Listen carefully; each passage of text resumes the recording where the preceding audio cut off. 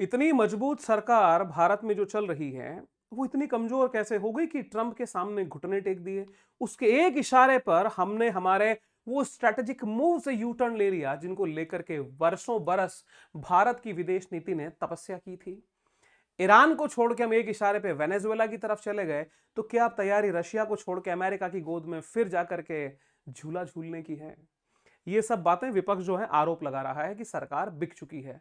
जो कहते थे देश नहीं बिकने दूंगा, देश नहीं झुकने दूंगा, देश को बेच भी दिया है और देश को झुका भी दिया है। सच्चाई क्या है इन बातों में, उसका विश्लेषण इस वीडियो में आपको मिलेगा, एकदम निष्पक्ष। नमस्कार, मेरा नाम है नीरज पारिक, आप देख रहे हैं Neeraj Pareek official YouTube channel. First time हमारे साथ में है तो truth, insight and impactful content के लिए अभी सब्सक्राइब करें इस चैनल को और हिस्सा बने इस तेजी से बढ़ते जियो पॉलिटिकल परिवार का। साथियों, निर्मला सीतारमन ने जो यूनियन बजट 2026-2027 पेश किया है, इस बजट में हर व्यक्ति अपना अपना हिस्सा तलाश रहा था। हर सेक्टर वाला अपना देख रहा था, भाई हमारा कहां पे हिस्सा पड़ा है। तो हम जियो पॉलिटिक्स वाले ढूंढने लगे हमारे लिए भी कुछ है क्या। देखा तो कुछ मिला नहीं, लेकिन जो पहले से मिलता था वो भी गायब था। हुआ यह है कि चाबहार पोर्ट जो ईरान की एक स्ट्रेटेजिक लोकेशन है, भारत ने वहां पे काफी पैसा इन्वेस्ट किया हुआ है। उस पोर्ट की देखरेख के लिए हर साल भारत सरकार 100 करोड़ रुपए का आवंटन करती थी। इस बार उस बजट में वो कॉलम था ही नहीं। एक भी रुपया का एक फूटी कौड़ी इस चाबहार पोर्ट के लिए नहीं दी गई।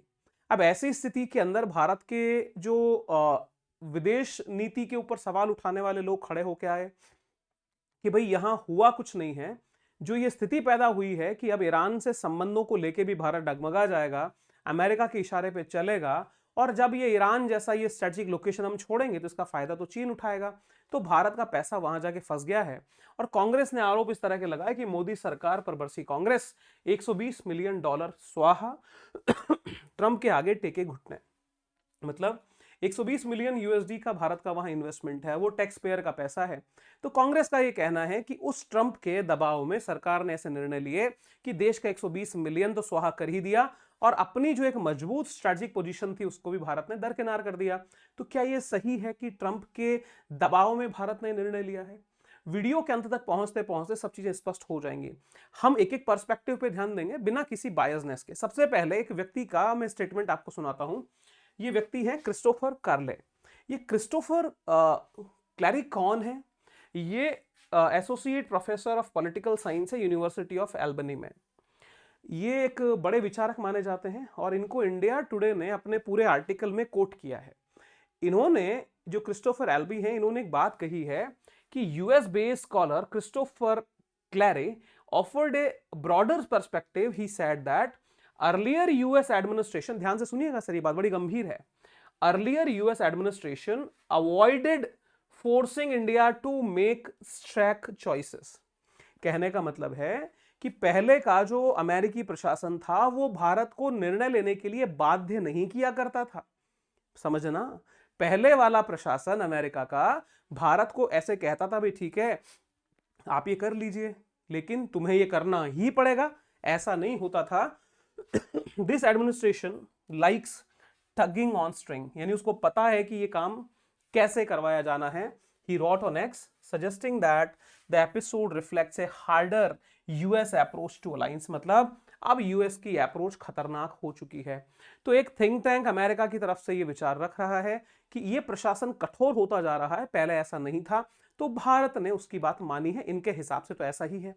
तो क्या भारत के प्रधानमंत्री मोदी और ट्रंप के बीच में दोस्ती की वही सुगबुगाहट आ गई है, या फिर ये दोस्ती एक क्षणिक दबाव है जिसको भारत सरकार झेल नहीं पा रही है, या अमेरिका के इशारे पर चलना शुरू कर दिया है? आगे देखिए, जो स्थिति अमेरिका ने ईरान में पैदा की, ईरान में अराजकता फैलाई, ईरान के अंदर सरकार के प्रति विद्रोह भड़का दिया, और यह विचार रखा कि यहां की जनता को मानवाधिकारों का हनन होता है, ह्यूमन राइट्स वायलेशन है, लोगों को फ्रीडम लिबर्टी नहीं मिलती है, लोगों की लाइफ स्टैंडर्ड बहुत पुअर हो चुका है, तो हम यहां बेहतर काम करेंगे, और नई सरकार को लाके बिठाने की तैयारी है। पूरा पूरा घेराव वहां पे हो ही चुका है। अब क्या होता है सर, इसी ईरान के अंदर भारत को भी झटका अमेरिका पहले दे चुका है। US hits India's Chabahar port, यानी भारत जिस चाबहार पोर्ट पे अपना मिलियंस ऑफ डॉलर यहां लगा के बैठा है, जो कि आप इसकी स्ट्रेटेजिक लोकेशन समझिए कितनी महत्वपूर्ण है। पाकिस्तान का ये पोर्ट जो ग्वादर पोर्ट है, ग्वादर पोर्ट के ऊपर चाइना जो है वो काबिज है। चाइना ने अपने बेल्ट रोड इनिशिएटिव के तहत इसको डेवलप किया है। यही बेल्ट रोड इनिशिएटिव चाइना के स्ट्रिंग ऑफ पल्स थ्योरी, याद है, स्ट्रिंग ऑफ पल्स यानी भारत को घेरने की नीति के तहत एक ही हिस्सा है। इसी को काउंटर बैलेंस करने के लिए भारत ने यहां पे चाबहार पोर्ट का डेवलपमेंट शुरू किया। और आश्चर्यजनक रूप से देखिएगा, केवल 170 किलोमीटर का डिस्टेंस है इन दोनों पोर्ट्स के बीच में। ऐसी जगह, क्योंकि पूरे ही ईरान पे जब सैंक्शंस लगाए तो अमेरिका ने कहा जी नहीं, ईरान हमारी बातें नहीं मान रहा, इसके साथ चलने वाला हर व्यक्ति पे सैंक्शन लगाया जाएगा। 25% की धमकी तो है ही। अब ऐसी स्थिति में क्या हुआ, भारत ने बड़ी मतलब बात कही कि यार तुम समझो, हमने अभी 2024 में 10 साल का एक एग्रीमेंट कर लिया है, हम यहां काफी पैसा लगा चुके हैं, बहुत सा पैसा लगना बाकी है। तो ऐसी स्थिति में जबकि ये जान रहा था अमेरिका कि भारत ने एक लॉन्ग टर्म एग्रीमेंट किया है, तो वहां पे भी उस चीज को एकदम हार्ड डिसीजन लेते हुए उन्होंने कहा भी किया होगा, हमें फर्क नहीं पड़ता, हम इस चीज को वैल्यू नहीं देंगे। आप थोड़ा सा इतिहास समझ लीजिए कि भारत ने चाबहार पोर्ट पे कब कौन सी एक्टिविटी की, तो उससे पर्सपेक्टिव और बेहतर तरीके से क्लियर हो जाएगा। 2003 में चाबहार को लेकर ईरान के साथ बातचीत शुरू होती है। 2015 में एक समझौता ज्ञापन हस्ताक्षरित किया गया। भारत ने दिसंबर 2018 में चाबहार में शाहिद बेहिस्टी जो बंदरगाह है उसके संचालन को अपने हाथ में ले लिया। ठीक है, अब आइए सर बात समझ के कि यहां से 2018 के बाद से धीरे धीरे चीजें चल रही थी, दोस्ती प्रगाढ़ हो रही थी। तो 2024 में एक फिल्मी डायलॉग आता है कि क्यों ना इस दोस्ती को रिश्तेदारी में बदल दें। ठीक है, तो बात यह हुई कि 2024 में भारत और ईरान ने वर्षों से चले आ रहे समझौते को जो अस्थायी रूप से था उसके लिए बोला कि यह 10 साल का एक लॉन्ग टर्म एग्रीमेंट करते हैं, काम ठीक से करेंगे। अब ऐसी स्थिति के साथ में भारत के भी बहुत सारे उद्देश्य थे, नए मार्केट को अप्रोच करना, अफगानिस्तान से अपने डिप्लोमेटिक रिलेशन ठीक करना, ईरान और इवन वहीं से होके एक international north south transport corridor जो कि रशिया को हेल्प बड़ी जबरदस्त होने वाली थी, भारत रूस के संबंधों को नया राइज यहां से मिलता, उस तक सब की प्लानिंग यहां पे थी। लेकिन अब चीजें बदल गई। आप देखिए, जब ये सैंक्शंस लगाए गए थे, सैंक्शंस को लेके हमने बात कही तो वेवर हमें मिला, लेकिन बाद में उन्होंने कहा कि Trump revokes sanction waiver link to Iran Chabahar port, कि नहीं जी अब हम सैंक्शंस जो के ऊपर जो वेवर दिया था आपको, हम उसको हटा रहे हैं। खबर बनी थी ये, US revokes Chabahar port waiver sanctions apply from सितंबर 29 सितंबर से। ठीक है, 2025 की बात है। अब 29 सितंबर 2025 के पहले एक और इन्होंने रिक्वेस्ट की, सेटअप किया, सारी बात ही, तो उन्होंने कहा कि ठीक है जी 6 महीने का टाइम देते हैं। अब सितंबर के बाद में अक्टूबर, नवंबर, दिसंबर, जनवरी, फरवरी और मार्च, यानी 1 अप्रैल को उसकी मियाद खत्म हो जाएगी। जो एक्सटेंडेड, जो एक तरह से जो सैंक्शन के वेवर कर दिया था, तो वो जो वेवर मिला था उस वेवर को एक्सटेंड किया था और 6 महीने के लिए, उसकी मियाद यहां खत्म हो रही है। तो भारत अब उस तैयारी में है कि अब ठीक है यहां रहना तो है नहीं, तो अपने जो तंबू गाड़े हैं उन तंबू को गाड़ के वापस रवाना होते हैं, यहां से निकलते हैं। अभी क्यों यहां पे क्यों कुछ चीजें छोड़ें और क्यों यहां पे पैसा लगाएं। अब बात यह है कि इसकी जो लोकेशन, इसकी जो इंपॉर्टेंस है, उसको क्यों हम इग्नोर करके चल रहे हैं, वो विचार करने वाली बात है। जिस जगह पे हम ग्वादर के पास में चाइना को कंट्रोल कर सकते हैं, INSTC के थ्रू हम अपने डिप्लोमेटिक रिलेशन रशिया और सेंट्रल एशिया के साथ में बेहतर कर सकते हैं, तो ऐसा क्या दबाव पड़ा कि हमने हमारे 120 मिलियन USD की बलि देने की तैयारी कर ली।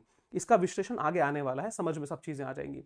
आप जरा एक बार गौर फरमाइए सर आप इस INSTC पे, क्योंकि अभी वर्तमान की जो पोजीशन है, ट्रेडिशनल जो रूट है, अगर रशिया को ट्रेड करना है तो रशिया के लिए सर ये वाला रूट जो बहुत बड़ा रूट है, एशिया या इंडिया तक विशेष रूप में आने में इस रूट का इस्तेमाल किया जाता है। लेकिन अगर ये इस रूट को INSTC अप्रूव हो जाता है, जिसमें India, Kazakhstan, Turkmenistan, Azerbaijan, Russia और ईरान, ये देश यहां पे होंगे, तो इस चीज से एक काउंटर बैलेंस यूएस का तैयार होता। निश्चित रूप से भारत को इसके असीम लाभ होते। लेकिन अब क्या हो रहा है, दुनिया में एक ऐसी पॉलिटिक्स चल पड़ी है कि रशिया भी बहुत हद तक अपने पुराने मूव से बैकफुट पे चला गया है, अमेरिका नया ही गेम दिखा रहा है, यूरोप को समझ ही नहीं आ रहा कि वो जाएं तो जाएं कहां। तो ऐसी स्थिति में भारत का जो ये निर्णय लिया गया है, इसको बहुत सीमित नजरिए से देखना बेईमानी होगी और ये एक तरह से इसको कहते हैं अन्याय होगा कि हम अपनी ही फॉरेन पॉलिसी के वास्तविक पक्ष को ना देख पाए। कारण क्या है कि बदलते हुए पर्सपेक्टिव में भारत भी अपने कदमों को नई दिशा में बढ़ा रहा है। अब आपको यहां पे एक बात समझनी होगी कि अमेरिका की तरफ से कितनी चालाक पॉलिटिक्स भारत के साथ में की गई। ये मैं आपको एक टाइमलाइन बताता हूं। एक सर आईएफसीए एक एक्ट है, इस एक्ट के बारे में आपको जानना चाहिए क्योंकि ईरान में जो प्रॉब्लम्स या जिस लिए वो आया है अमेरिका, उसके पीछे ही आईएफसीए है। आईएफसीए बोले तो Iran freedom and counter proliferation act. ये 2012 में ये पारित किया। उद्देश्य सीधा सीधा है, दिखाने का कुछ और है, हाथी के दांत खाने के कुछ और हैं। टारगेट ये है कि लूटमार की जाए, अपने पावर को स्टैब्लिश किया जाए, अपने मन की गवर्नमेंट लाए, तेल के मजे लूटें और पैसा कमाएं बस, क्योंकि अमेरिका को क्या बनाना है? ग्रेट बनाना है। अब आप टाइमलाइन समझो सर। 2018, क्योंकि विवाद तो इनका पहले से ही चल रहा है ईरान के साथ में, 2018 में अमेरिका ने चाबहार पोर्ट के लिए वेवर दे दिया था कि भाई ठीक है, आप अपना यहां पे डेवलपमेंट करो, इंडिया के साथ में हमें कोई प्रॉब्लम नहीं है। बात को समझिएगा। उसके बाद में मई 24 में हमने कर लिया सर इनके साथ में एग्रीमेंट, लॉन्ग टर्म एग्रीमेंट 10 साल का।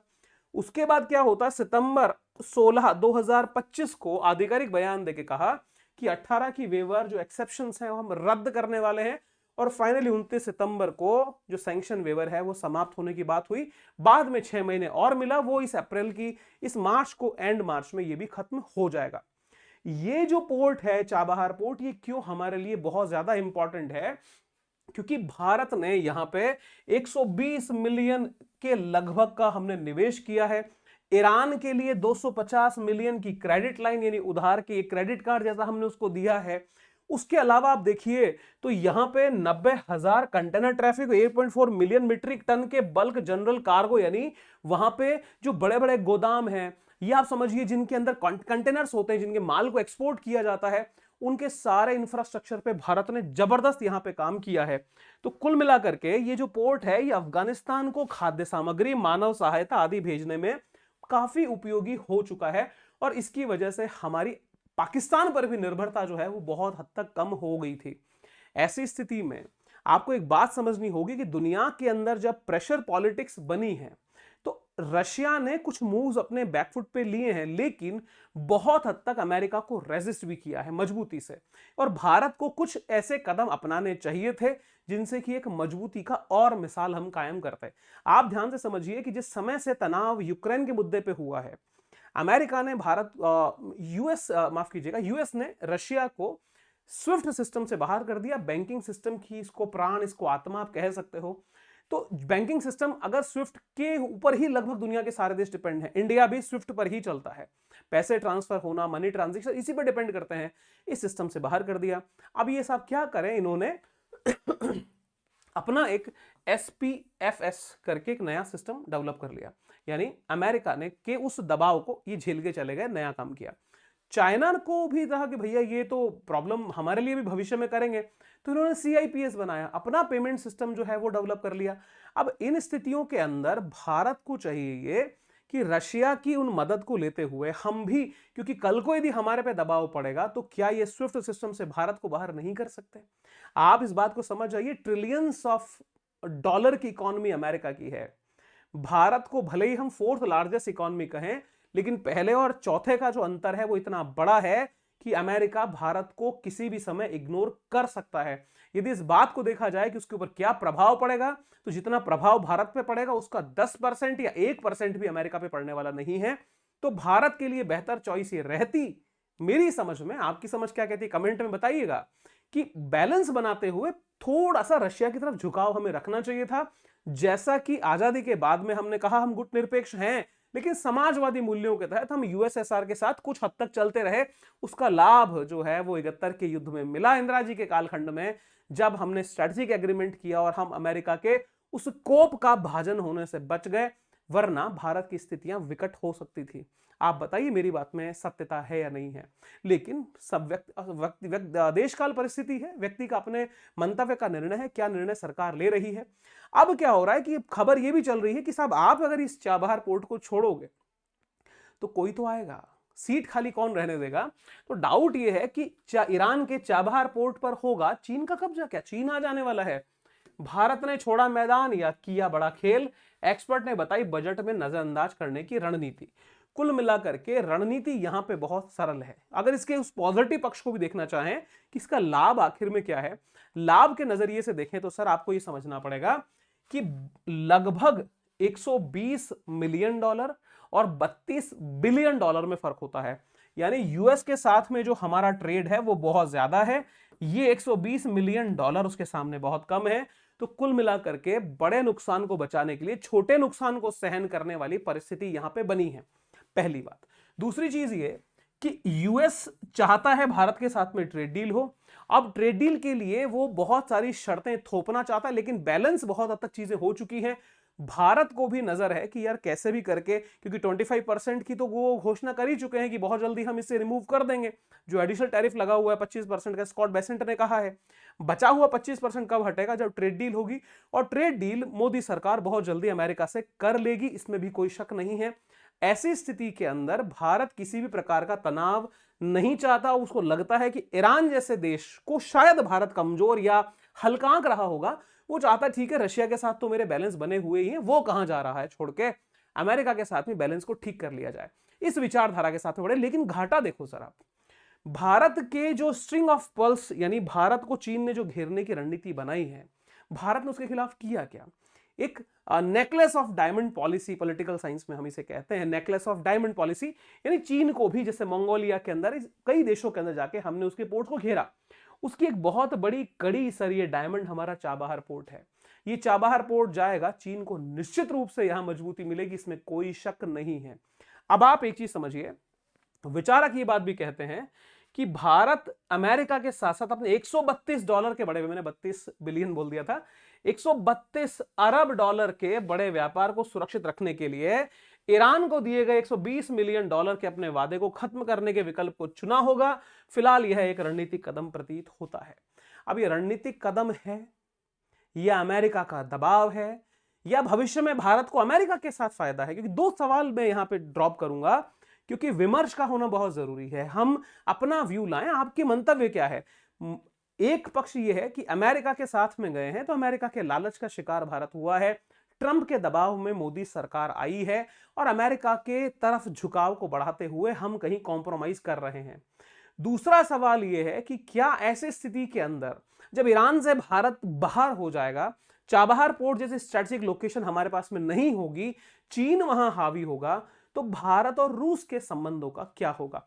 बात यह समझनी है कि रशिया को इसका नुकसान फिर भी नहीं है, भारत को ज्यादा है। अब सवाल आएगा जी ये कैसे? वो ऐसे मेरे दोस्त कि रशिया के वहां पे लाभ को देने के लिए यदि चीन वहां एंट्री लेता है तो चाइना कभी रशिया को किसी लाभ के लिए मना नहीं करेगा। वो अपना INSTC यहां पे भी लागू कर लेगा। लेकिन वही बात होती है कि जिस जगह हमें जहां लाभ उठाना चाहिए था, हम उस जगह से बाहर जा रहे हैं। तो इन दो पक्षों के ऊपर आपके क्या विचार हैं? कमेंट बॉक्स ओपन है, जरूर से बताइएगा। विश्लेषण एनालिसिस कैसा लगा? आपके कमेंट्स का मुझे इंतजार रहेगा। आपके कमेंट्स हमारे लिए आशीर्वाद होते हैं और आपके कमेंट से हमें हौसला मिलता है। तो एक हौसला बढ़ाने के लिए अपने दोस्त का, अपने भाई का, जो भी आप संज्ञा मुझे देते हैं, उसके माध्यम से जरूर मुझे कमेंट करके बताएंगे। जिन्होंने अभी तक सब्सक्राइब नहीं किया है, प्लीज सब्सक्राइब करिए और जुड़िए इस परिवार के साथ में। विश्वास कीजिए, अच्छा कंटेंट, बेहतर एनालिसिस और किसी बायसनेस से हटके सिर्फ राष्ट्रहित को प्रायोरिटी देके मैं आपके लिए वीडियोस लेके आऊंगा। Wish you very happy learning. See you soon. जय हिंद। Bye bye.